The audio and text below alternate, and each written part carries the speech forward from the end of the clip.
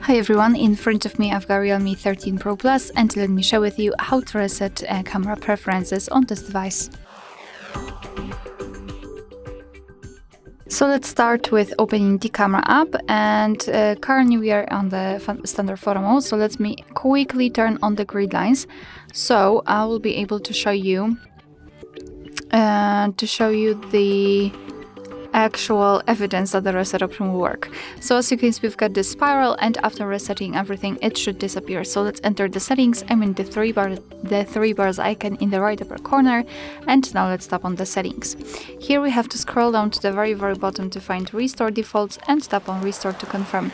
And as you can see, we just got back to the camera and the grid lines are not visible, which means that we just successfully reset all camera preferences. Alright, so that will be all. Thank you so much for watching. Please hit the subscribe button and leave the thumbs up.